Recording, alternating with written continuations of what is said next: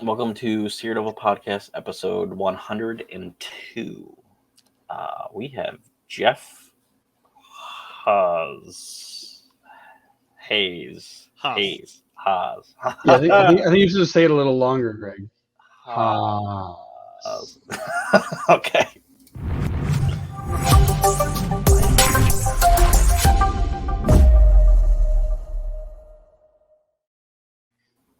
That was weird.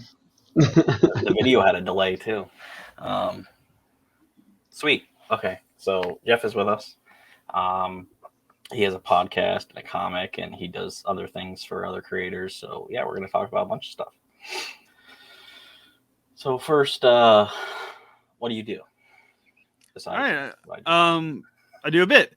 I am the host and do public relations for the Traversing the Stars podcast. It's an entertainment podcast. We talk to actors from film, television, comic book people, literature writers, whatnot. I also do publicist work for clients. Some great clients I have is Chris Salhoff, who does Crit, and also have Laurie Calcaterra, who's doing The Path of the Pale Rider, which is also very cool. And then I do my own comic books as well. So I'm busy doing multiple different things at the moment. Yeah, so you like to stay busy. Do I like it, or do I just find myself doing that? I find myself being busy, I suppose. Yeah, it's still fun work because you get to choose to do the work. That is true. I do get to choose who I talk to. Yeah. So do you do that as your 9 to 5 thing? Is all that? Oh no, 9 to 5. I'm a high school teacher. Oh. This is my after school activities. Do you like teaching, or do you just want to do this stuff at some point? Teaching had its moments. And unfortunately, it's losing some of its luster. Unfortunately, over time. But the idea of teaching is still something I enjoy. It's just apparently not the actual at the moment. But podcasting, if I could do podcasting 9 to 5, I would definitely do podcasting 9 to 5. I mean, you have to admit, this is really damn fun. You got to talk to who you want to talk to, set your own goals, your own hours, and then you have your ego stroke when people like and comment. It's like, hey, look, they liked it. My ego is good for another couple of hours. Have you ever considered teaching podcasts or teaching comics?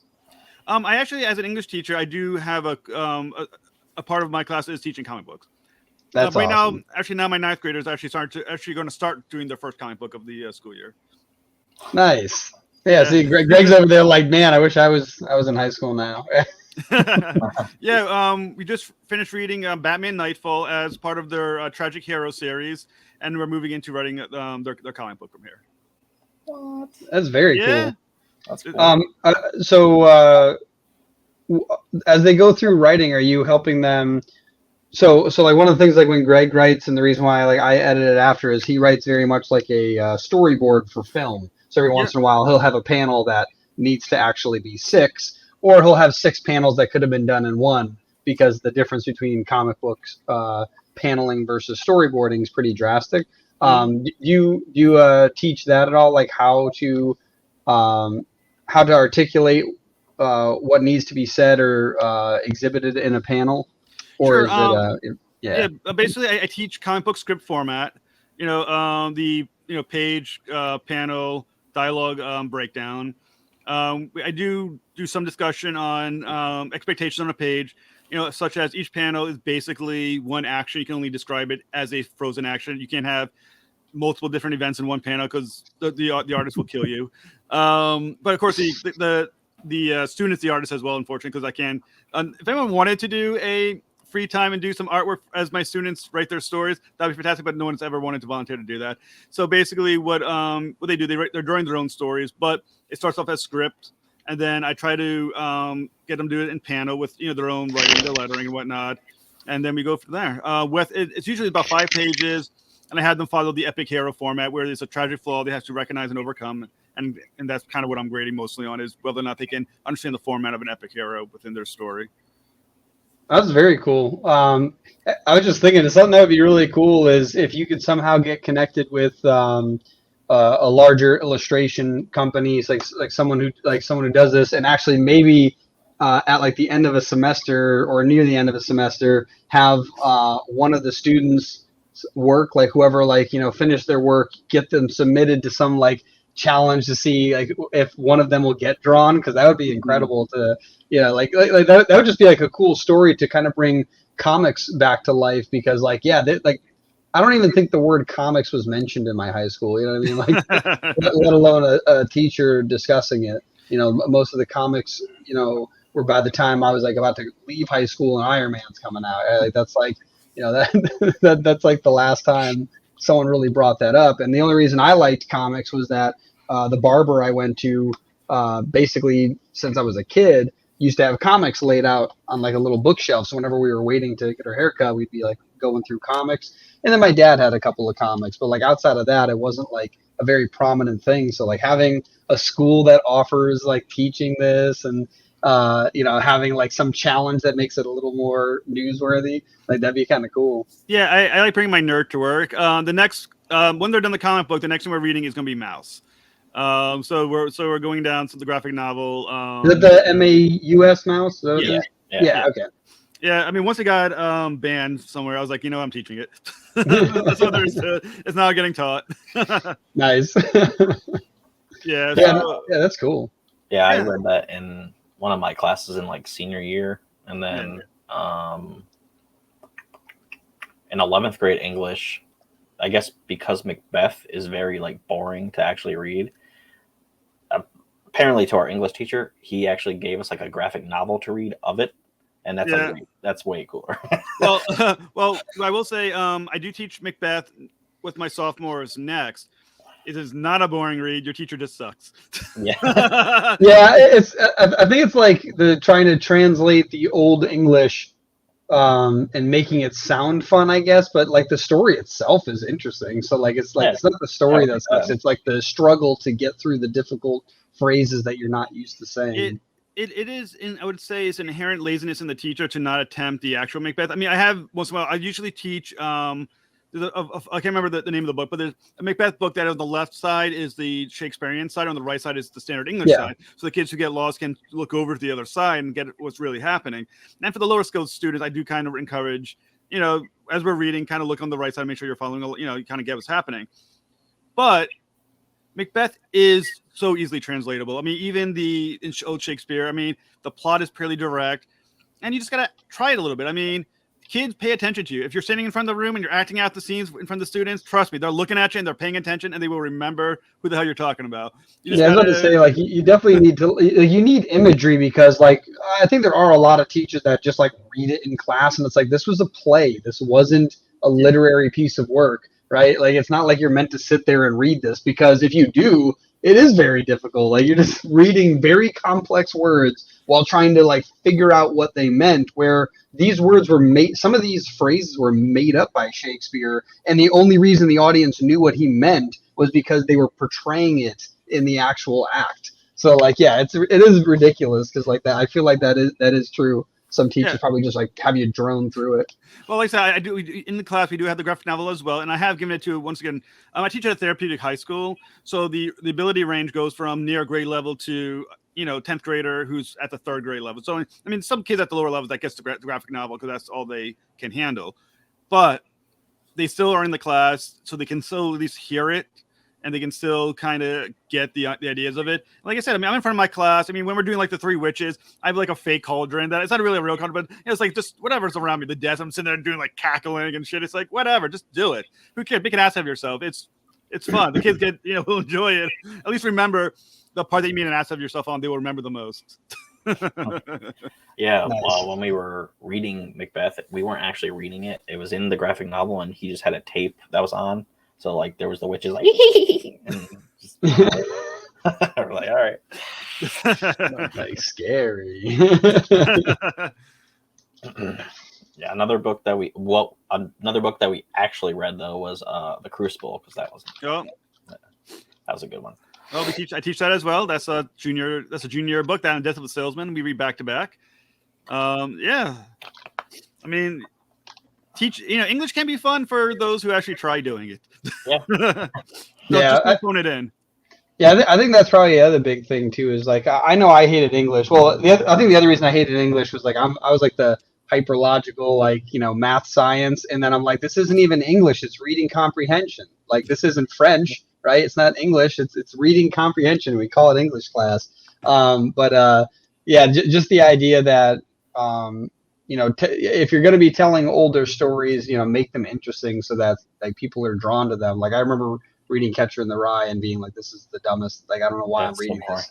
I've learned nothing from this. I learned that if you're a dick, bad things happen to you. I have literally never read it. As an English teacher, I will admit I've never read Catcher in the Rye. Good, don't. It's not worth your time. Of all the books, because like it is interesting. Like Fahrenheit 451, I remember going through that. That has an excellent value. It's talking about like tyrannical governments and like how if you suppress knowledge, you'll cause people who will blindly follow and all this stuff. It's a very cool story, but like Catcher in the Rye is literally about like some kid who's kind of a dick and like he gets with like he has like a rough go of things, and I tell you that's all I remember from that. It was like just some guy, and he was whining the whole time, so it was just like a dumb story. And then your teacher's like, okay, now let's try to pull some really philosophical thing out of there. Now I have something in mind, and if you think different than me, you fail. And it's like, that's a stupid.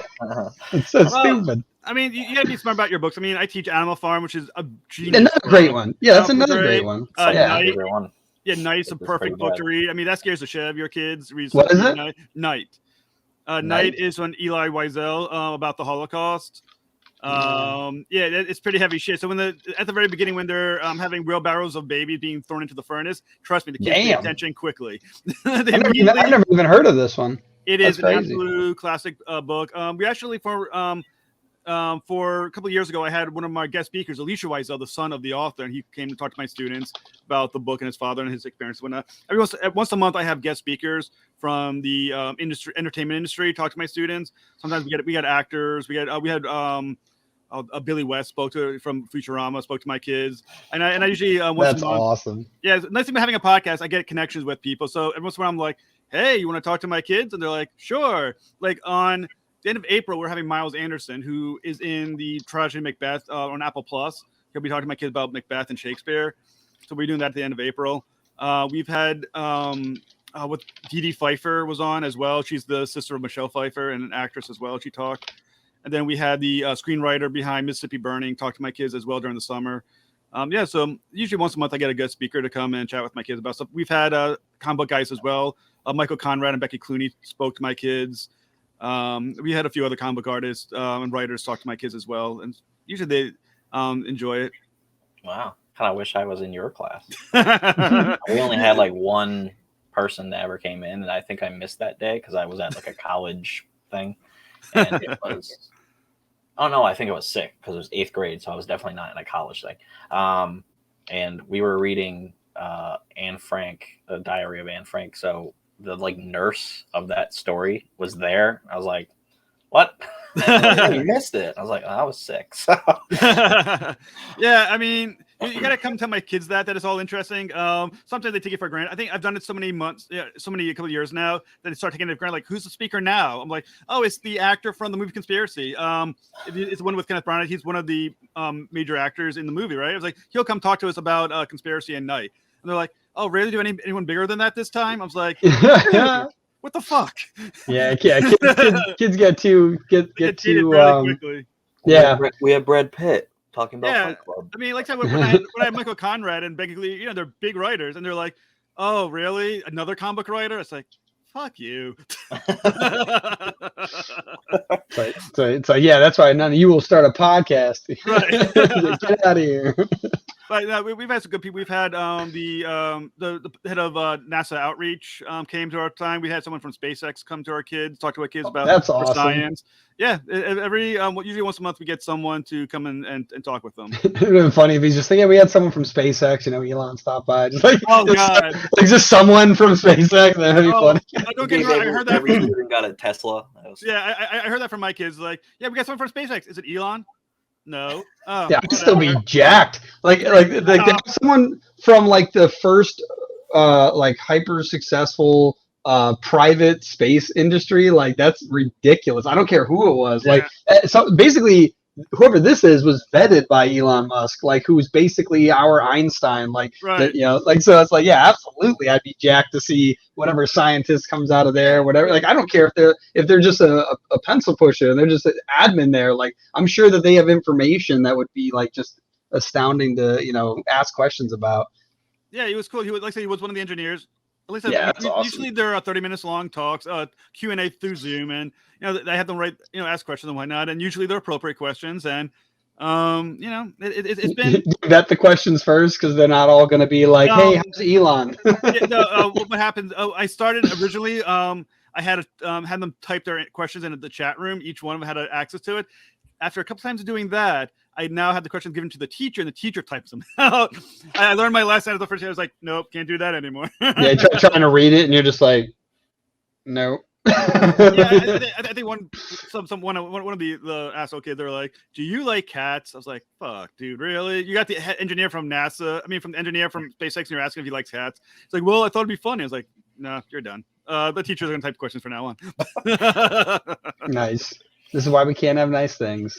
That is, kids find a way to ruin everything on some level. That's funny. That's funny. That's like a huge thing in almost every industry, though. Like, the reason why, like, people are like, oh, why do ads cost so much? It's like, because marketers figured out how they work and they take advantage of them. Right. It's, you know what I mean? It's always true. It's like, if there's always something that people will like.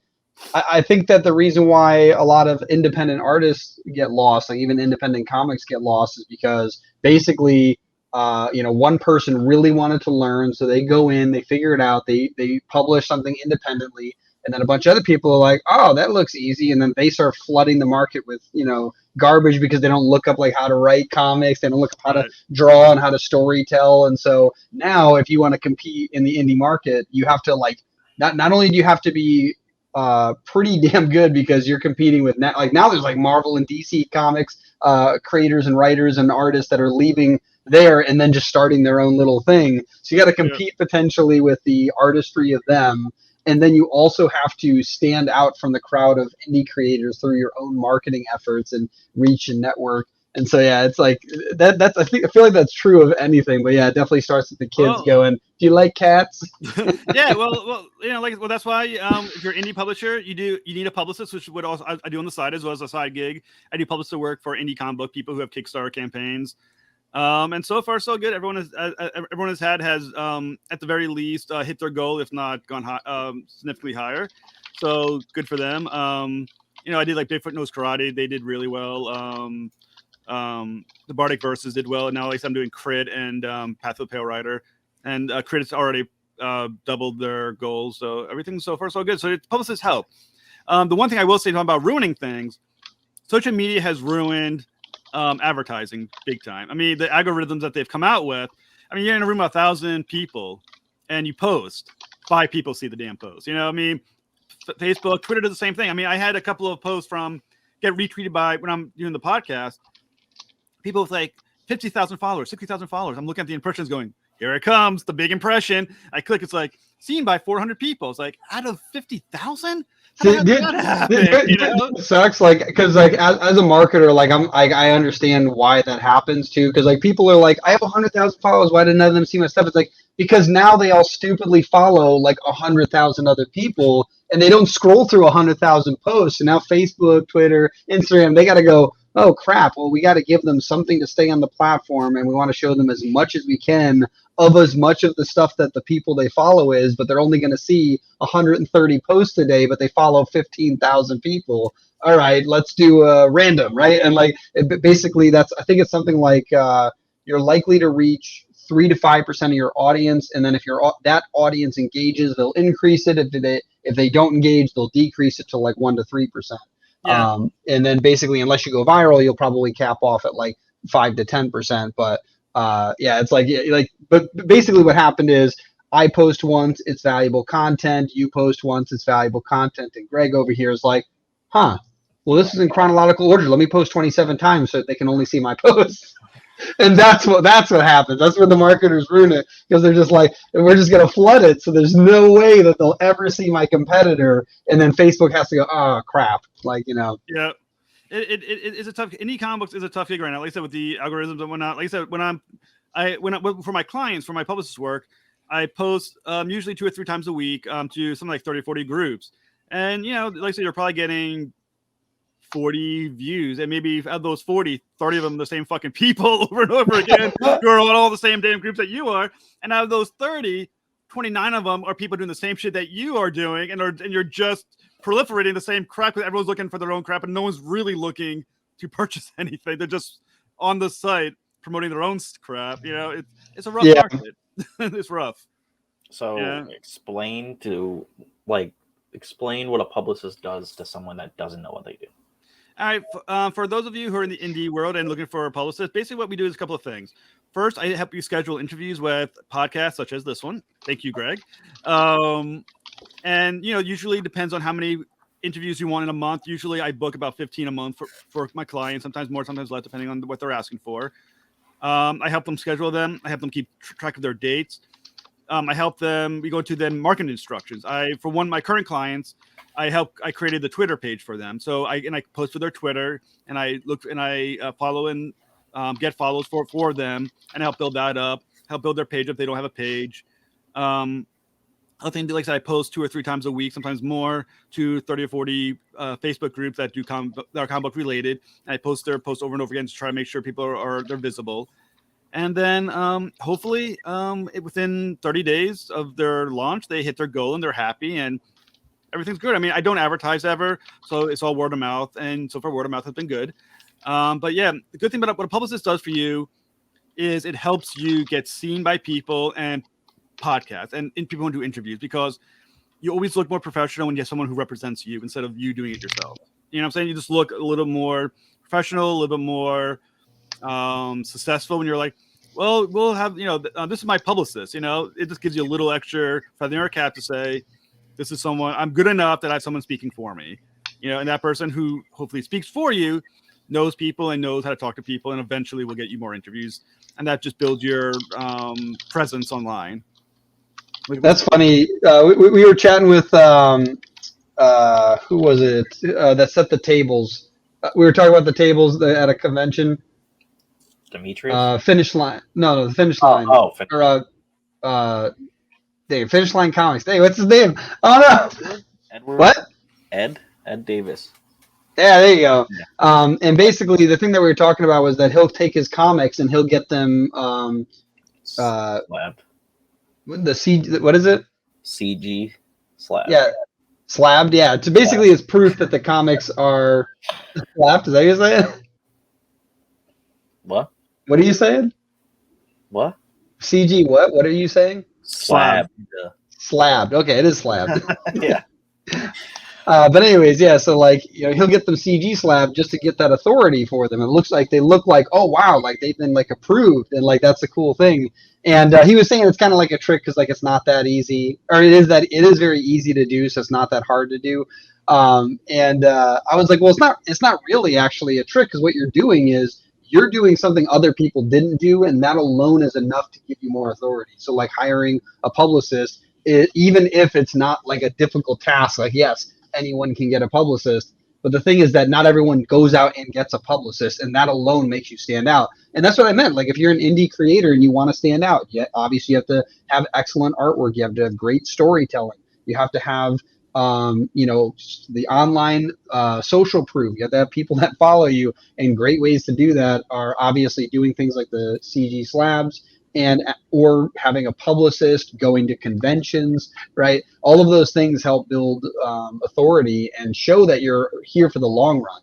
And I forgot which guest we had that we talked about this, but basically it was the idea that, actually it might have been Crit, now that I think about it, we were talking about the idea that you don't really make it to your 5th comic, because basically you kind of have this, you kind of have this milestone of almost like, oh, this guy's going to stick around. Like this isn't some one-off guy who's going to make a single comic. Like I think I found out that if you get something like 100 views on a podcast, you're in the top 50 percentile of podcasts. It's something really small like that. And people don't realize this because it's just there's so many people creating that if you just last a little bit longer, you're likely going to win more than you think. And that's why I think Seth Godin calls it the dip.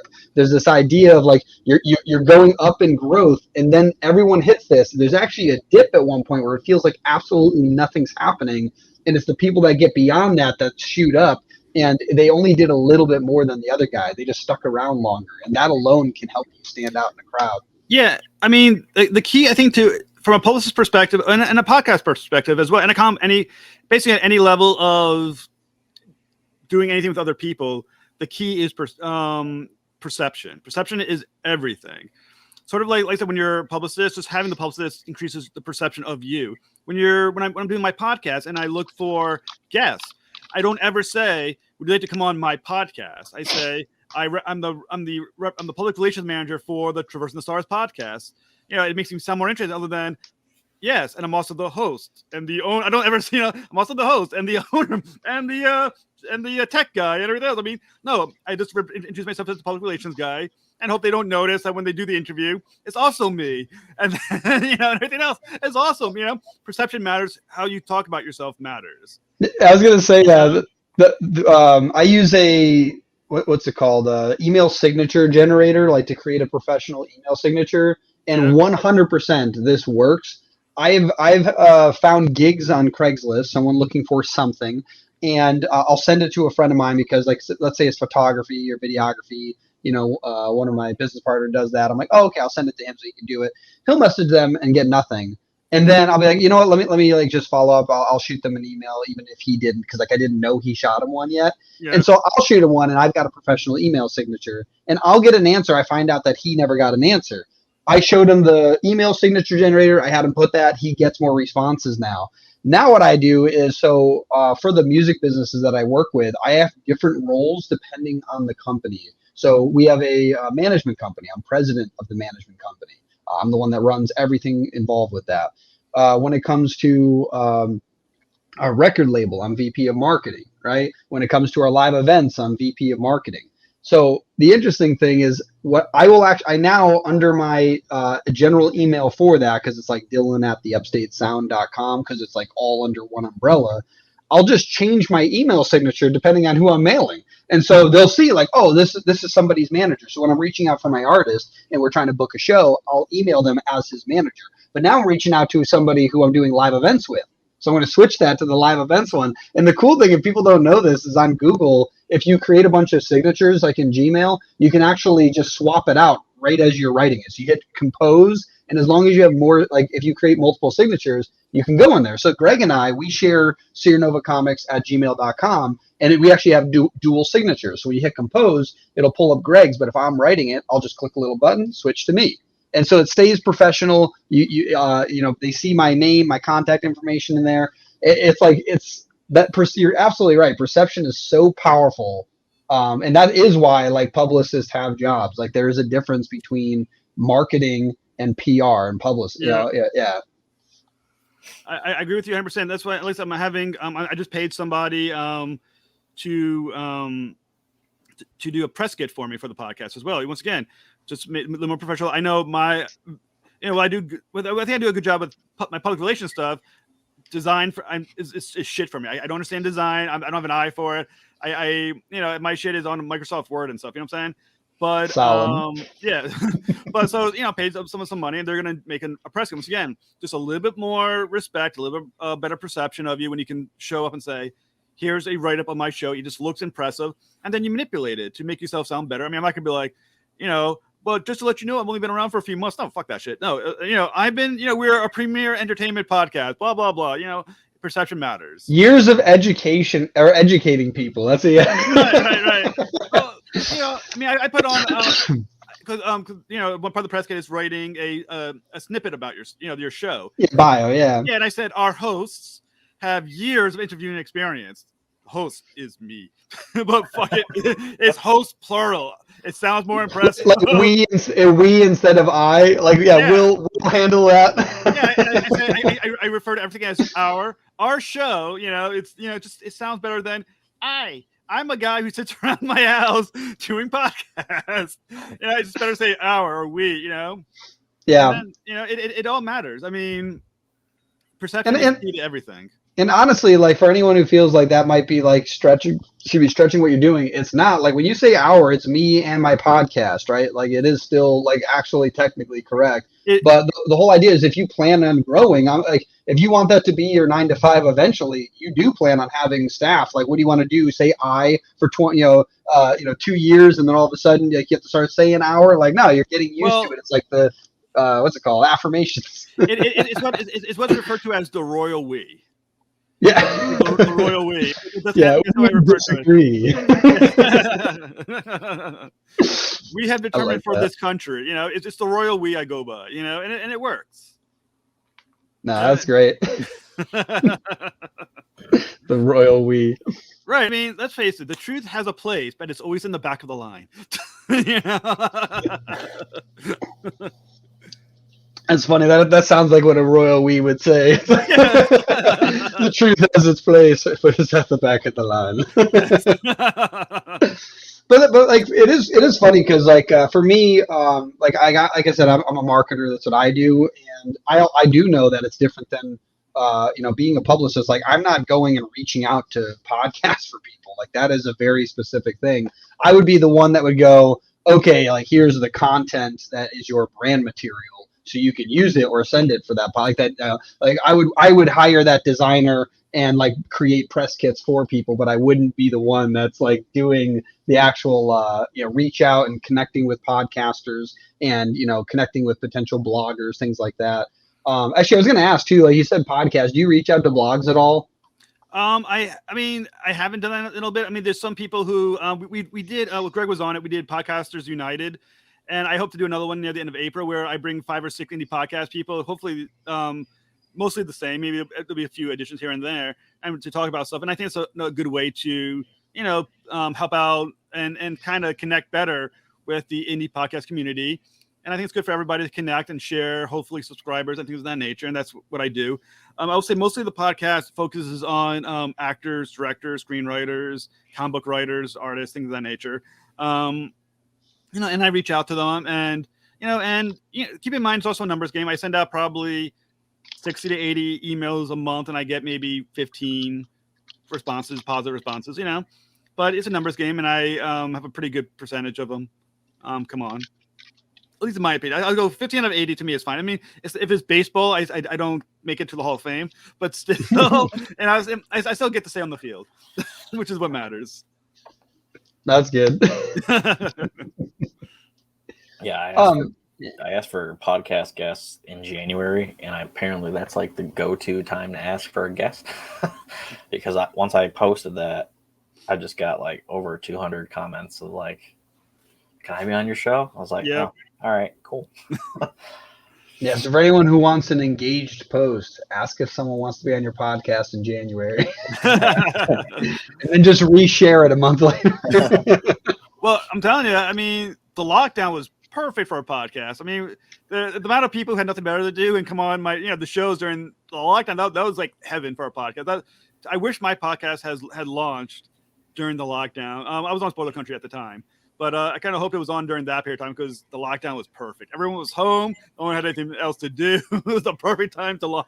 I was about to say it was better to get guests and it was better to increase listenership because not only is someone who already listened to the podcast now just have free time so they can definitely catch all these episodes, but also the people that were just bored and they're like, well, I've already watched all of Netflix. What do I do next? And then they're like, oh, like I could listen to podcasts. Let me check these things out.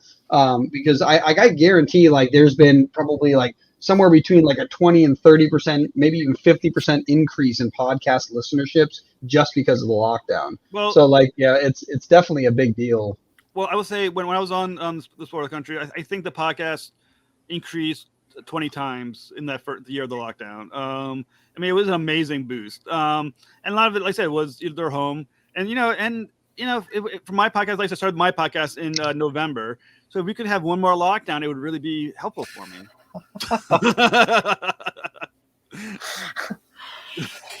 The only thing I liked about the pandemic was there was no traffic, so I got to like go home from work and there was nobody. I was like, that's dude, that's pretty good. that was like New York City, San Fran, and LA. I just remember listening to like people who live there, either in podcasts or I just have friends that live in those areas, and like how like the Golden Gate Bridge was empty.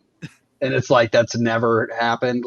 Yeah, it was pretty crazy. I remember telling some people when I think it was probably like 3 weeks into it, like right in the beginning when like everything stopped entirely. I remember telling some of my photographer friends, I'm like, you better go out now because you will never, ever, ever get this opportunity again. This is like definitely a once in a lifetime opportunity to go get shots you will never see again. But that being said, if another plague does want to happen, this is it's helpful. It helps. It helps for all the hermits. All the hermits are like, come on, I don't want to see anyone. Right, one more plague, guys. Just one more. Just one more trip around the sun. Come on. That's great. You have a comic, Malik.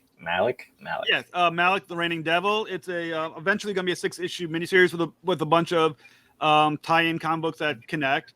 Right now, 2 issues are complete. You can find them on Indie Planet. We also have a mini that's in something called Gunmetal Black Ops, which is also Indie Planet. And then there's Malik, Heaven's Child, which is in another comic book. And we're about to release Annex Blade, which will be coming out soon as well. And then the 3rd issue is being worked on. Basically, it's about a fallen angel. Basically, Malik is God's assassin angel. He's the premier angel that God sends out to kill anyone who he feels wrathful about or spiteful, whatever. And Malik, having realized that, was sent to hell to kill Lucifer in the beginning of the mini comic. And what happened is the rules of hell work as first to go to hell, an angel must fall. So Malik kills a brother angel. Loses his wings, and forever, eternity, it will be trapped in hell.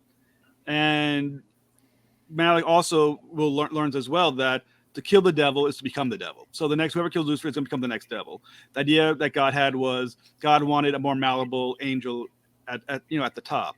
And what happens is part of Malik's journey is to realize that he has been manipulated and used his entire existence by this uncaring father, which basically God, who doesn't care at all for his existence, who has just used him for murder and basically in many ways Malik realized he's going to be tortured now his entire existence in hell for no reason. He was someone who he was an angel that loved God, who was loyal, and this is his payment is a lifetime of torture. So he decides he's going to rebel now that he's in hell, and he's going to fight back. And the story takes place 2 issues in hell, 1 issue in purgatory. And then it goes to heaven after that as he climbs the ladder. Yeah, ascends the ladder and basically realizes his place. Not only does he kind of recognize, philosophically what he believes a god should be, but also deals with wrath and the idea of faith and all this as he goes on. And it's kind of an interesting journey that he goes on. And I think it's a lot of fun because I wrote it.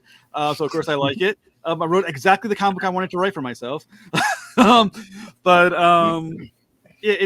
really entertaining. Like I said, and Malik is an interesting character.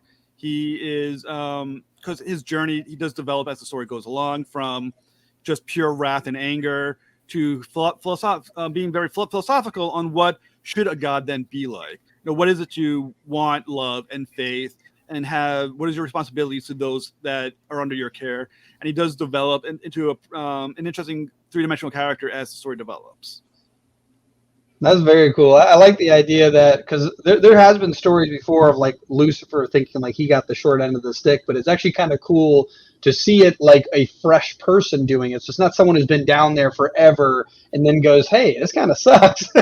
Instead, it's somebody who's sent down there and literally as it's happening discovers that they're about to basically be punished for like following orders and then going like, this isn't right. And then trying to go back to the top, but realizing that like that wrath and anger literally is just like the father figure that he doesn't like. So like first he has to become the devil, and because he realizes that's a bad shtick, he actually becomes the wrathful god that he doesn't like either, and has to like level himself out. It's a very cool story arc. Exactly. Like I said, what he realized as story goes on. I mean, the few story parts I'm not going to get too much detail, but for instance, one idea is that we're empowered. The God or those who become God are empowered by faith. The more people believe in you, the more powerful you become. So the question is, what's the fastest way for faith? Originally, it's fear.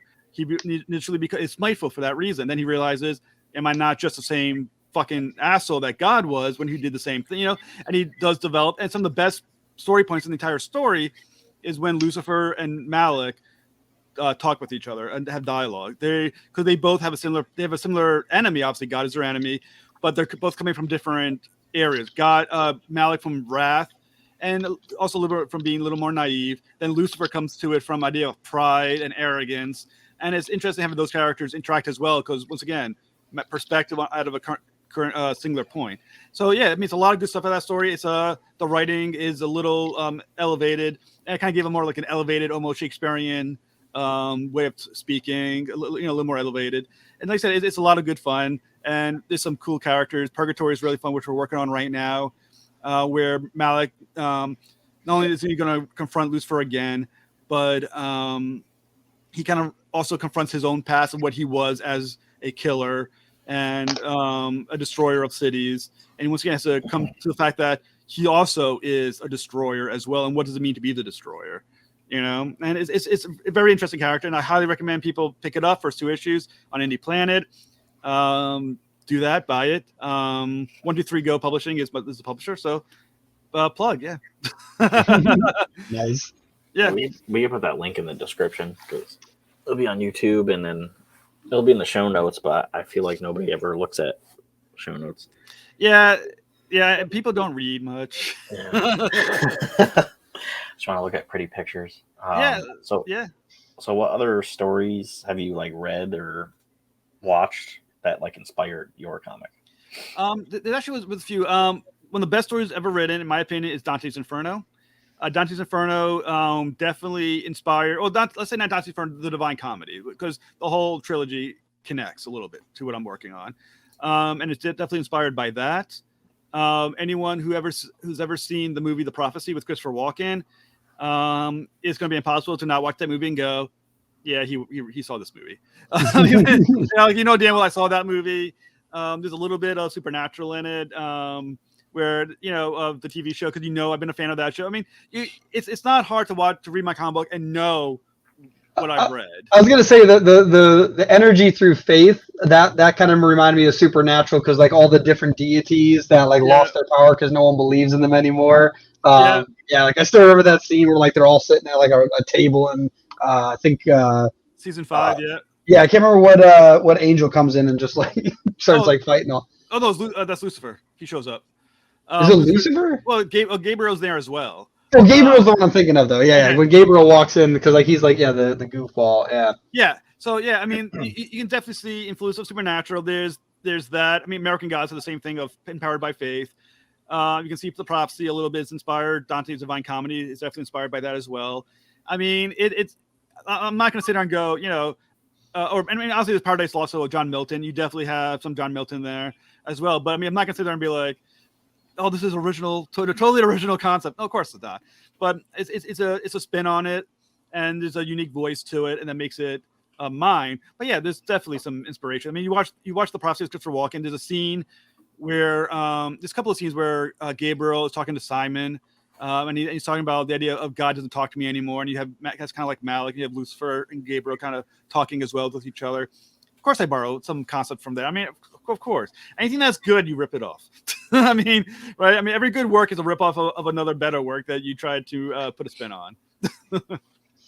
When it comes to like the philosophical growth, is there any like philosophers that like you try to emulate with them? Like, is he trying to embody some philosophy from something that you've learned or acquired? Well, I will say his philosophy comes not too different from a similar concept of myself, who, as an agnostic or atheist, depending on my mood that day, I'm either atheist or agnostic. Though I'm technically Jewish, but agnostic or atheist. The idea of a lifetime of really contemplating what God would, because to not believe in God you first should think about what would it be. Can you conceptualize what God is, and now think about, do you buy into the idea in the story? And as I kind of formulate in my head, what would it make? What would kind of God must exist for any of the Bible? And I like to read the text. Old Testament, New Testament, Quran, all that stuff. What must it be like? And then my philosophy on it. And then my kind of has a very agnostic philosophy, which is there's an idea of or maybe even a theist philosophy. The idea that there is a God. He knows for a fact that means an angel, but a God that must be indifferent, must be a true indifference to this God for it to exist. And thus, why am I beholden then to an indifferent God? And that's kind of a philosophy that I'm following through on. Yeah, that's kind of interesting. Because if you like follow the old mythologies, like the Greeks and the Nordic gods, many of them, that's probably the best way to describe it, is that they are just indifferent to humanity. There's some of them that might want something from them, or they just want to ignore them entirely. But indifference is probably the best way to phrase it. And it's kind of interesting because that kind of follows that general. When people ask life, what's the meaning of life, they don't realize life's asking the question. It is kind of a cool idea to realize that regardless of what divine being there might be, the thing that you have to really realize is that it's still in your hands, right? Even if the God from the Bible exists, he gave you free will, then that still means it's on your plate. If you want, maybe you can, like in the reverse, almost like people, pray and have faith, and then they basically get energy, right? Even if that's the concept, it's still on you to take action. It's like a good idea is nothing without execution. So it's very cool. Sorry, you go. No, because I think, as a regular human, there's no way for us to certainly know if there's a God or not a God. So our perception is based on hope, faith, or whatever. So the nice thing about having the angel is that you take the question completely off the table, whether or not there is. He knows. He's an angel. It's a fact. It is. So now it gives you a different perspective to look at. Then what does that mean? If he can't be an atheist. He knows for a fact. He is in heaven. It's a fact for him. So now what does it mean for everything else to be true? And that's why it's important to look from that perspective as well. I'm going to take the atheist part away and go, well, there is no God. The universe is just random chaos, which it really is, in my opinion. But whatever. If you can get rid of all the doubt and say, now let's start off from the very singular point of there's definitely a God. It definitely exists. But now what does that mean? And now that's an interesting road to travel. If there is definitely a God, there's a God, and you look around you, what does that mean then? And then it's that's where the entertainment for me came from. I'm thinking about it is, what does that road lead? Well, it leads to either a completely indifferent God or an asshole God. If God's that big of an asshole, does it deserve your worship to begin with? If God is that rude and wrathful, why are you spending your time worshiping it? That seems kind of stupid on your part.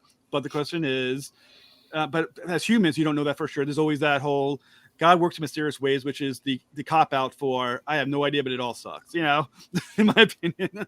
Well, I like that because I actually have some friends who are pretty religious, but for me, it's like I just don't spend time thinking about it because of the fact that kind of one of the things you just said is how I think about it. It's like let's play the game like there's a God. So let's say that's already the rules. So then, do I worship him is the next question, right? And so for me, the thing is like, well, if he's a good and just God in the way that I believe he would be, then he would not care that I don't worship him, and what I do in life is already good, and so I wouldn't be against him. Therefore, there's no need to spend time worshiping, right? Then the next one is, well, let's say like that's exactly how he is, but he just wants you to worship him. It's like, well, then I don't know if that's a just God. I probably wouldn't worship them. And then let's say he thinks the actions that I'm taking are bad, even though I do believe they are good, based on my own life philosophies.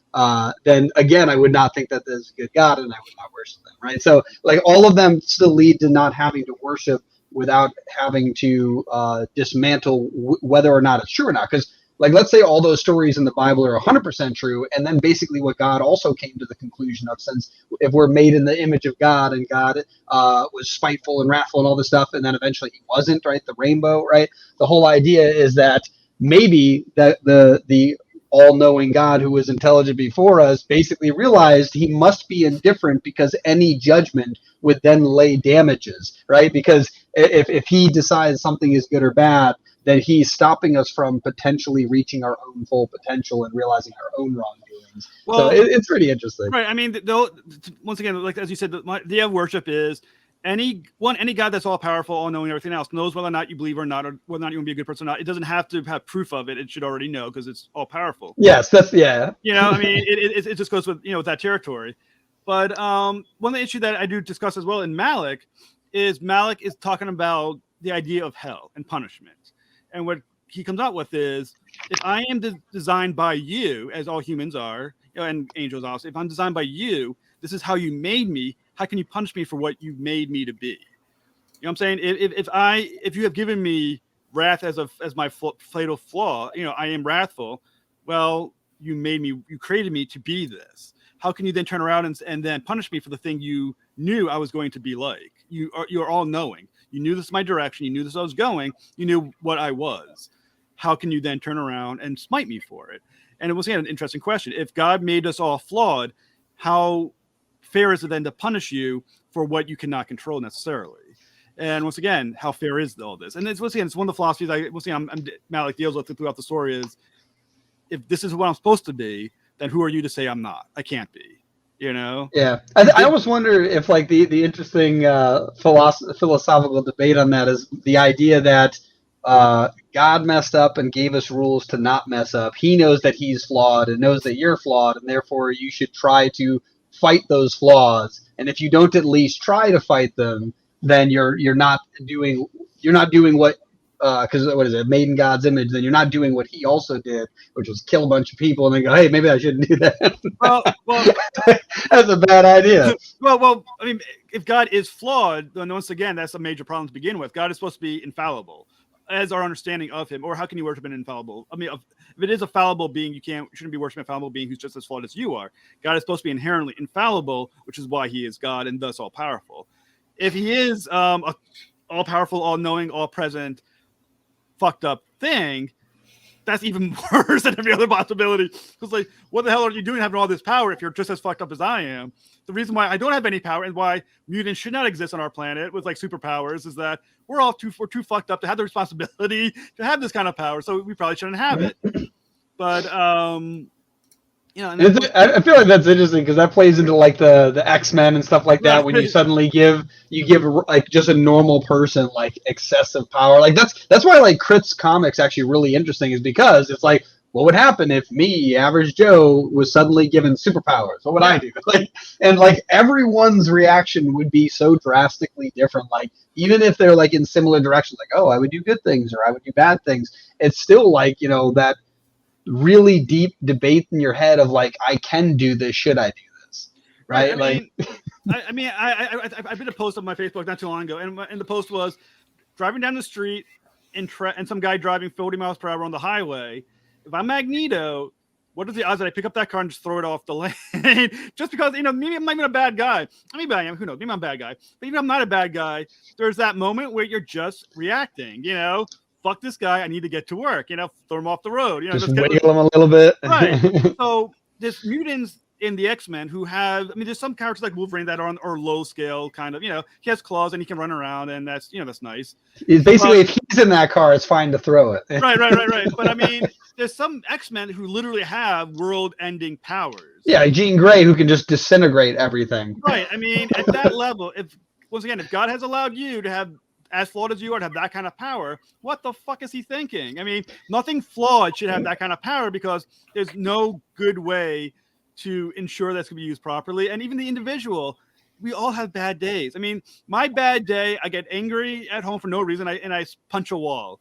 I have no superpower. The wall stays intact. My wife thinks I'm an idiot, but the life moves on. My wrist is broken. right, but life moves on. Now, have a bad day with the ability to unmake the planet. Earthquakes, bam! Right, you have one bad day and you can't take it back. What the fuck? You'd be like, yeah, I accidentally ravaged North America, so I stubbed my toe and I just lost my toe and sent a hurricane, a tsunami to take out that reactor. I was a little upset. Sorry. Right. So if there is a God, he cannot be flawed, or what the fuck is his problem? If you have that kind of power, you probably should give it up because you're just as dangerous as all of us if you're flawed and immensely powerful. That would be a horrible combination. So, like you're saying, like, what if God was one of us, right? Just a yeah, like the song.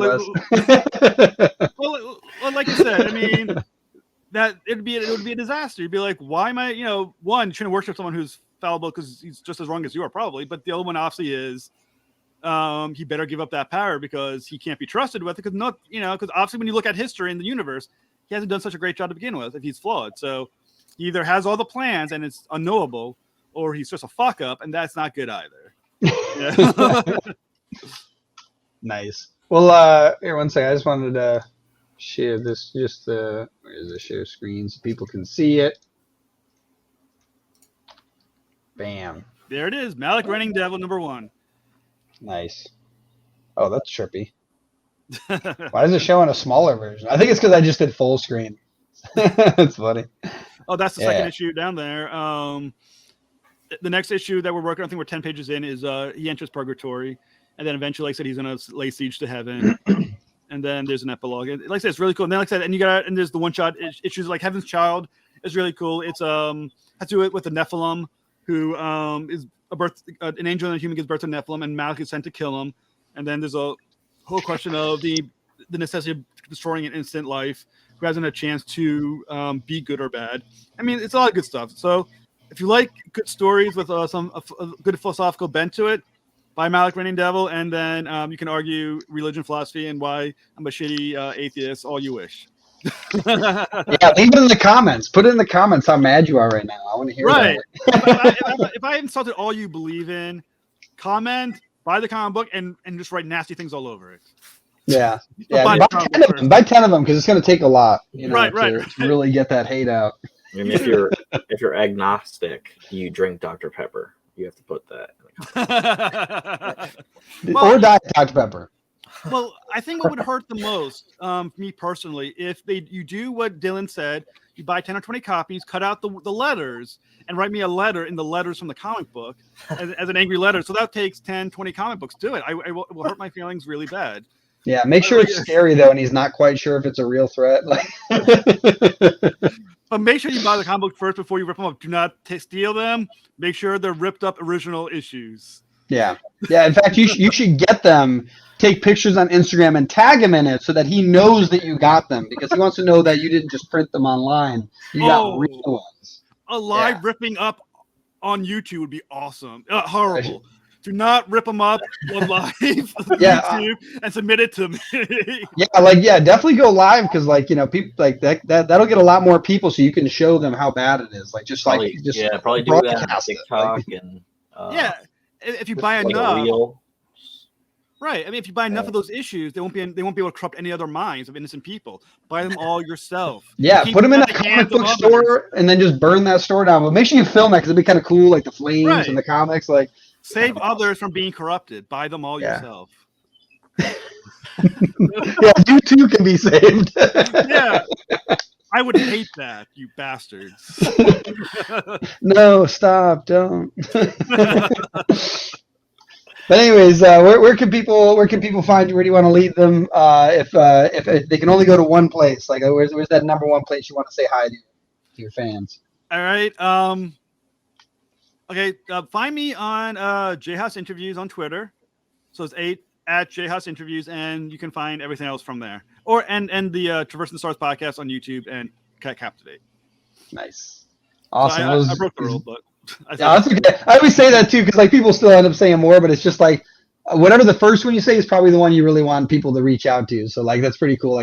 Reach out on Twitter, say hi to them, say how much you want to see his comics in a comic book store on fire. Nice. Awesome. It was great having you. Thank you. It's awesome. Definitely have to see you back here. Thank you guys so much. And hopefully you guys come on for Podcasters United in April. Absolutely. All right. Have a great day. You too.